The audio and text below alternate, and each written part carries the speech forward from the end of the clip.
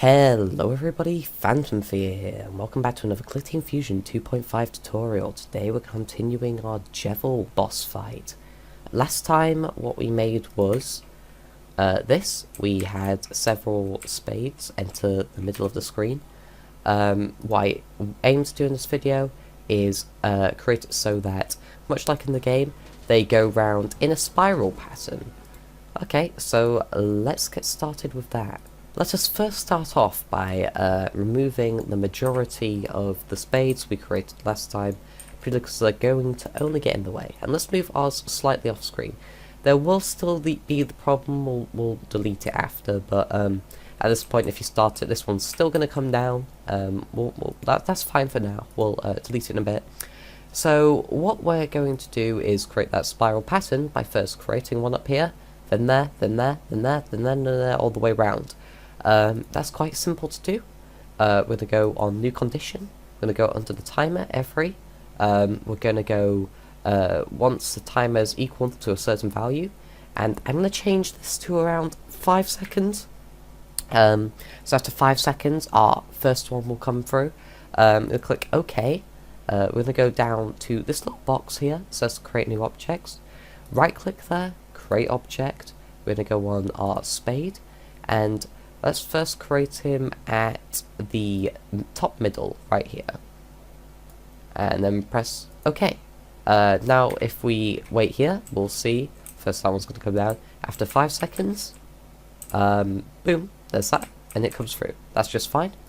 Might make it a bit further away. That's good, that's what we want. So what we're going to do now is click on it, Control C, Control V, copy it, gonna right click on this and click edit, and we're gonna wait about 10 milliseconds for the next one to come through. We're gonna simply go on this one and click edit, and then we're gonna move it a bit to the right, and what I'm gonna do here is gonna have one in the middle, one in the middle right, one in the corner, one in the, and so on and so forth, right? So it goes on each side. There should be 1, 2, 3 mid edge, 1, 2, 3 edge, 1, 2, 3 edge, 1, 2, 3 edge. That's how I'm going to do it. Do it however you want. It might do it differently in the game. It might go like 1, 2 edge, 1, 2. I'm just going to do 3 because to me I'm sure it will look pretty. So again, let's continue to copy this. Go 20 this time, adding 10 milliseconds on each time. I'm going to click on edit. This time I'm going to put it on the edge. Needs to be in a circular motion. Now 30. Edit. Now in about there. And the good thing about being able to edit them is that you can see your previous position, so it's not that hard to adjust and alter, which works very well for this, seeing as we need to really know whereabouts we were last time.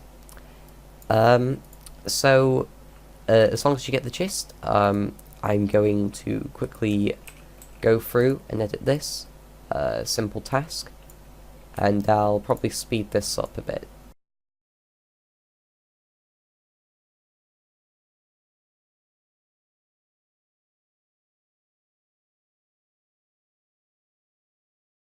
Alrighty, now that mine is done, I've gone up to a total of 6 seconds and 50 milliseconds.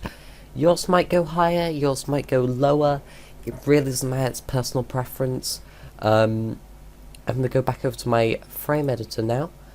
We can simply delete the initial spade right now, because it'll always be at the side if you ever need to drag one in again. It's completely fine. I'm going to press F8 now, and let's see how it went. So now after 5 seconds they should all start spawning, and look at that, you can even go around them much like you can in the game. Mine seems to be in a bit of a boxy pattern. If you want to edit them so it goes more around in a circle, that's completely fine. The end product still seems to work like it does in the game. Again, you can go around the outside of them, which is the whole point, and you can even get hit by all of them if that's what you want to do. So that has worked extremely well. That's what I wanted to do. Now, because we've ploughed through this task extremely quickly, it's a little added bonus. Let's make another one of his attacks. Let's have a little look through. Let's create the one. How about this attack? Where he simply creates diamonds that appear at the bottom of the screen that head up and attack the player. Let's do that. I didn't actually expect to get through that last task so quickly, but in order to lengthen and neaten this video up a bit, you guys get an extra free attack that you can learn how to make. So let's right click, go and insert object, simply make an active. We're going to click on this active, we're going to get a paint bucket tool, and we're going to make it a nice bright orange, something that is very easy for us to distinguish from all the other assets we've got in our game. This object, we're going to go over to the movement in the properties, change the type of movement from static to a path movement, and we're going to click on edit. We're going to click on this first box over on the left of the pop-up called new line. You'll see we can place it down anywhere. It might be a bit hard to see on the back, but place it round about to the right of your box, but underneath on the same level as it. So round about there. Now you're going to want to click and drag to select both, and you can see now the entire line is flashing. We're going to click several things on here. We're going to click loop the movement and reverse the end. And let's have the speed 50. Let's change that to 100. What this is going to do, if we press F8, it's going to make a little box that goes left and right extremely quickly. Which doesn't matter. Oh, there's our other attack. Just popping it. Forgot about that. Let's close that. And don't worry about this big orange thing not looking like in the game, because we can simply go over to the display options and change it so it click on visible at start and uncheck that. This way it will not appear even though it's still there at the bottom, it's just hidden. Now let's go over to our event editor, and again this looks a bit messy actually, how many of these there are. So let's right click on the at the bottom over here, specifically on the left. Let's click on insert and group of events. Let's change this to let's make a group called timings.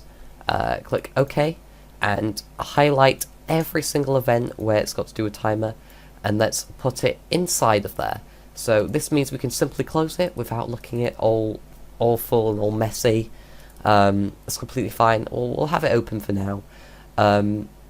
So what we're going to do is right click on new condition, and we're going to do every, and we'll do every let me think about it, every 50 milliseconds. This is when we're going to create our attack. However, we haven't actually made the diamond yet, so let's do that quickly. So let's go back to our frame, click insert object, active. We've done all this before. We're going to go back to our sprite sheet. Extremely useful sprite sheet. I want to thank whoever made this. It's on the website. I'm sure you saw it. We're going to copy the diamond. Click OK. We're going to go over and just paste that in. Make it, if it's bigger, of course, just resize it. Make it transparent. And let's put this down at the bottom. We don't really have to do anything with this. It's purely just so we have it there. Now we're going to go back to our event editor, and every 50 seconds, every milliseconds, we're going to right click on our orange object, and we're going to go launch an object. We're going to choose our diamond and launch in selected directions and directly upwards. Okay, and speed of object, we'll make that 20. That will be pretty slow and quite easy to dodge. Now, what I don't want to happen is that this attack happens at the exact same time that the other attack's happening. So we're going to wait until the attack is actually over. So we're going to right click on our event that we've already made, click insert, and we're going to go over to our timer, and we're going to go, is timer greater than a certain value? I'm going to make this 8 seconds, or maybe 7.5. It doesn't really matter when you do it, it's just purely up to personal preference. I'm going to drag that above it, so after the timer is equal to that time, every 50 milliseconds, this is going to launch an object upwards. But the object isn't going to do anything because we haven't made it done anything. So we're going to go click on our object before, where we had it, where it hurt us if we touch the spade. We're going to Control-C, Control-V to copy that, edit it, and change the spade simply to the diamond.